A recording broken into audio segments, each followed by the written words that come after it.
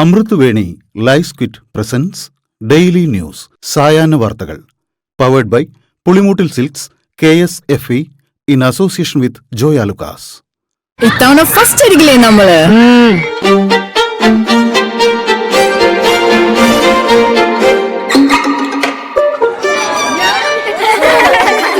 കുട്ടികൾക്കൊക്കെ പെയിൻ ശല്യം ഉണ്ടാകും. അതുകൊണ്ട് ലൈസ് കിറ്റ് ഉപയോഗിച്ച് ക്ലാസ്സിൽ വരാൻ പ്രത്യേകം ശ്രദ്ധിക്കണം. ലൈസ് കിറ്റ് ലൈസ് റിമൂവർ പെയിൻ ശല്യത്തിൽ നിന്നും ഉടനടി ആശ്വാസം. നമസ്കാരം, ഞാൻ നീതു കൃഷ്ണ. ഡെയിലി ന്യൂസിന്റെ സായാഹ്ന വാർത്തകളിലേക്ക് സ്വാഗതം. ഇന്ന് മെയ് 6 ബുധനാഴ്ച.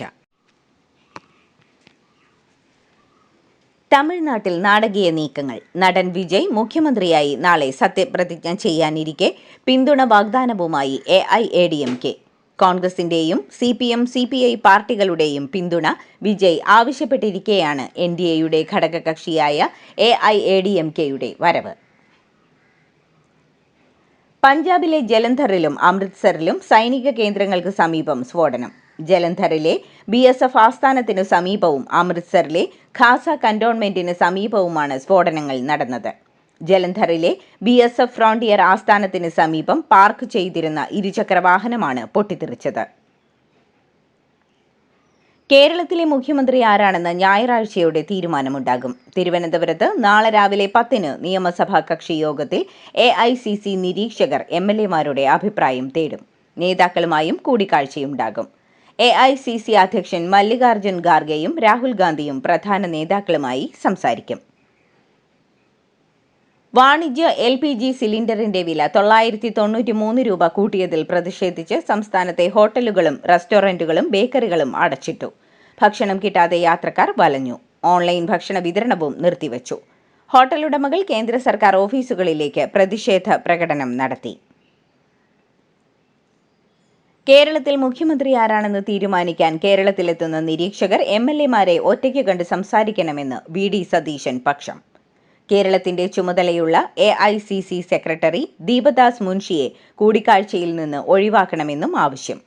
ജനവികാരം സതീശനൊപ്പമാണെങ്കിലും AICC നേതാക്കളുടെ സാന്നിധ്യത്തിൽ MLAമാർ മനസ്സു തുറക്കില്ലെന്നാണ് സതീശൻ പക്ഷത്തിന്റെ ആശങ്ക.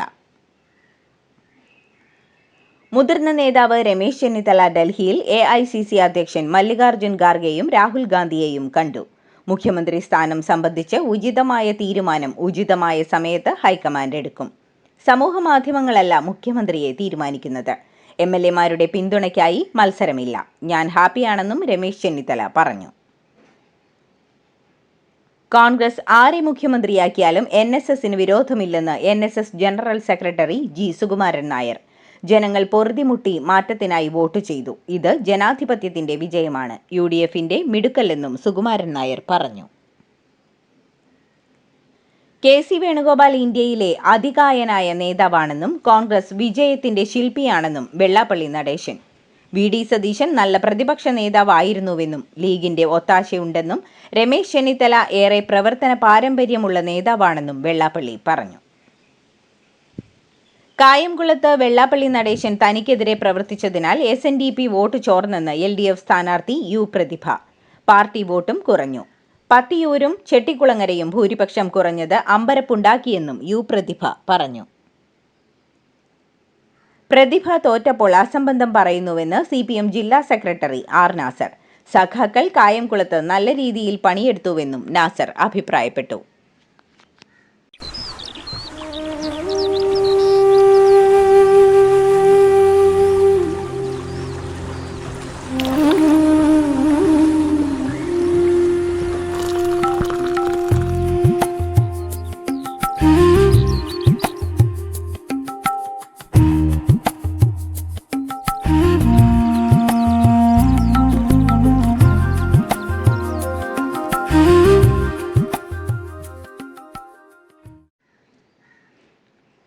തോൽവിയെക്കുറിച്ചുള്ള അഭിപ്രായങ്ങൾ കത്തെഴുതി അറിയിക്കണമെന്ന P ജയരാജന്റെ ആഹ്വാനത്തിന് പിന്നാലെ നേതാക്കൾക്ക് കത്ത് പ്രവാഹം.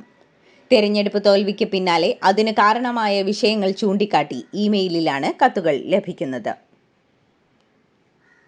നിയമസഭാ തെരഞ്ഞെടുപ്പ് തോൽവിക്കു കാരണം പരിശോധിക്കുമെന്ന് CPI സംസ്ഥാന സെക്രട്ടറി ബിനോയ് വിശ്വം. ഓരോ മണ്ഡലത്തിലെയും വിവരങ്ങളും പരിശോധിക്കുമെന്ന് അദ്ദേഹം പറഞ്ഞു. LDFിനുണ്ടായ പരാജയത്തിന്റെ ധാർമ്മിക ഉത്തരവാദിത്വം ഏറ്റെടുത്ത് പിണറായി വിജയൻ MLA സ്ഥാനം രാജിവെക്കണമെന്ന് KK രമ. രക്തസാക്ഷി ഗ്രാമങ്ങൾ കൈപ്പത്തി ചിഹ്നത്തിൽ വോട്ട് ചെയ്തു. അരിവാൾ ചിഹ്നത്തിൽ മാത്രം വോട്ട് ചെയ്തവർ കൈപ്പത്തിക്കും കോണിക്കും വോട്ട് ചെയ്തു. പിണറായി വിരുദ്ധ വികാരമാണിത്, രമ പറഞ്ഞു. തൃക്കരിപ്പൂർ മണ്ഡലത്തിലെ പടന്ന കടപ്പുറത്ത് സന്ദീപ് വാര്യരുടെ റോഡ് ഷോയ്ക്കിടെ ഉണ്ടായ സംഘർഷത്തിൽ 100 UDFകാർക്കും 80 CPMകാർക്കുമെതിരെ കേസ്. റോഡ് ബ്ലോക്കാക്കിയതിനെ ചൊല്ലിയുള്ള തർക്കമാണ് സംഘർഷത്തിൽ കലാശിച്ചത്. നിയമസഭാ തെരഞ്ഞെടുപ്പിൽ ഇടതുമുന്നണിയുടെ കനത്ത തോൽവി ഏകാധിപതിയായ പിണറായി വിജയനെതിരായ വിധിയെഴുത്താണെന്ന് മുൻ MP-യും ഇടതു സഹയാത്രികനുമായ അഡ്വക്കേറ്റ് സെബാസ്റ്റ്യൻ പോൾ. പിണറായിയുടെ ഭാഷ പോലും നല്ല ഭരണാധികാരിക്ക് ചേർന്നതല്ലെന്നും സെബാസ്റ്റ്യൻ പോൾ കുറ്റപ്പെടുത്തി. തളിപ്പറമ്പിലെ നിയുക്ത UDF MLA TK Govindan Kodiyeri ബാലകൃഷ്ണന്റെ വീട്ടിലെത്തി. ഭാര്യ KP രമണിക്കൊപ്പമാണ് കോടിയേരിയുടെ വീട്ടിലെത്തിയത്. കോൺഗ്രസ് നേതാക്കൾ മുൻകൂട്ടി കണ്ട് പ്രവചിച്ച വിജയമാണിതെന്ന് K സുധാകരൻ MP. കോൺഗ്രസിന്റെ നേതാക്കൾക്ക് ജനങ്ങളുടെ പൾസ് അറിയാം. UDF കേരളം ഭരിക്കും. മുഖ്യമന്ത്രി കാര്യത്തിൽ ഉടനെ തീരുമാനമുണ്ടാകുമെന്നും സുധാകരൻ. പ്രതിപക്ഷ നേതാവ് VD സതീശനെ വിമർശിച്ചും KC വേണുഗോപാലിനെ പിന്തുണച്ചും KPCC general secretary Deepthi Mary Varghese. പാർട്ടിയുടെ സമൂഹ മാധ്യമം കൈകാര്യം ചെയ്യുന്നവർ ഒരാൾക്ക് വേണ്ടി പ്രവർത്തിക്കരുതെന്നും ഞാൻ മാത്രം എന്ന രീതി ഒരിക്കലും കോൺഗ്രസിൽ ഉണ്ടായിട്ടില്ലെന്നും ദീപ്തി മേരി കുറിച്ചു. മുഖ്യമന്ത്രി പിണറായി വിജയന് നന്ദി പറഞ്ഞ് സംവിധായകൻ ലിജോ ജോസ് പെല്ലിശ്ശേരി. നന്ദി സഖാവേ, കേരളത്തെ ഏറ്റവും ബുദ്ധിമുട്ടേറിയ ഒരു കാലത്ത് മുന്നിൽ നിന്ന് നയിച്ചതിന് എന്നാണ് സാമൂഹ്യ മാധ്യമത്തിൽ കുറിച്ചത്.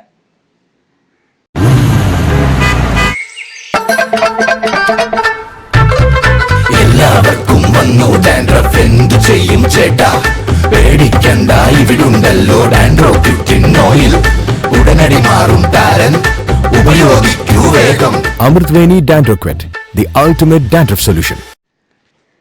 തമിഴ്നാട്ടിൽ വിജയന്റെ സത്യപ്രതിജ്ഞാ ചടങ്ങിനായി തമിഴ്നാടിന്റെ കൂടി ചുമതലയുള്ള ഗവർണർ രാജേന്ദ്ര ആർലേക്കർ ചെന്നൈയിലെത്തി. അതേസമയം 108 അംഗങ്ങളുള്ള വിജയിന്റെ TVKയ്ക്ക് ഭൂരിപക്ഷത്തിന് 10 പേരുടെ കൂടി പിന്തുണ വേണം. കോൺഗ്രസിന്റെ 5 MLAമാരുടെ പിന്തുണയ്ക്ക് പുറമെ 2 MLAമാർ വീതമുള്ള CPIയോടും CPMനോടും വിജയ് പിന്തുണ തേടി. 6 പതിറ്റാണ്ടിനിടെ ദ്രാവിഡ പാർട്ടികളുടെ ആധിപത്യം തകർത്തുകൊണ്ടാണ് TVKയുടെ വിജയം. നടൻ വിജയ് നേതൃത്വം നൽകുന്ന TVKയെ പിന്തുണയ്ക്കണമെന്ന് 35 AIADMK MLAമാർ. 47 MLAമാരാണ് AIADMKയ്ക്ക് ഉള്ളത്. TVKയെ പിന്തുണയ്ക്കണമെന്ന ആവശ്യവുമായി MLAമാർ മുതിർന്ന നേതാവ് CV ഷൺമുഖം MPയുടെ ഓഫീസിൽ യോഗം ചേർന്നു. തമിഴ്നാട്ടിൽ മുഖ്യമന്ത്രിയാകുന്ന വിജയിനെ ആദ്യഘട്ടത്തിൽ എതിർക്കേണ്ടതില്ലെന്ന നിലപാടുമായി DMK.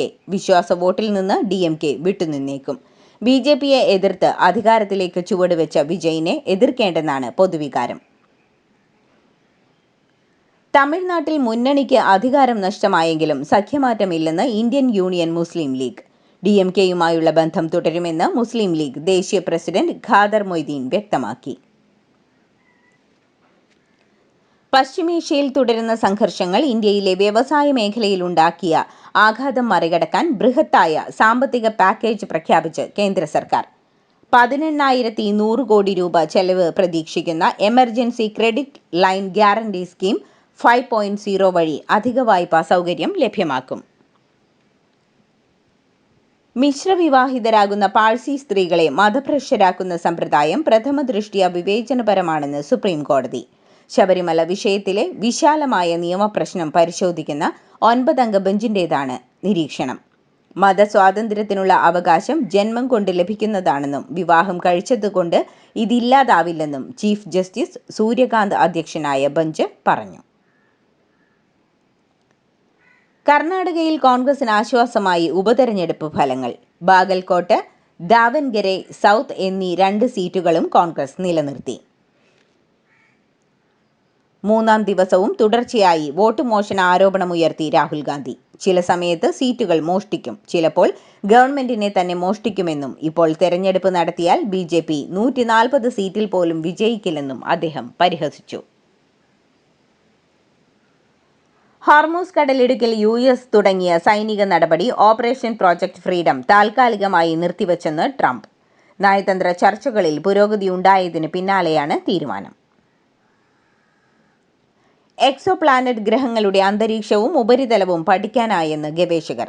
ജെയിംസ് വെബ് ടെലിസ്കോപ്പ് ഉപയോഗിച്ചാണ് ഈ പഠനം നടത്തിയത്. ഭൂമിയിൽ നിന്ന് 48.5 പ്രകാശവർഷം അകലെയുള്ളതും ഭൂമിയേക്കാൾ 30% വലിപ്പം കൂടിയതുമായ LHS 3844b എന്ന എക്സോ പ്ലാനറ്റിനെ കുറിച്ചാണ് ഗവേഷകർ പഠനം നടത്തിയത്.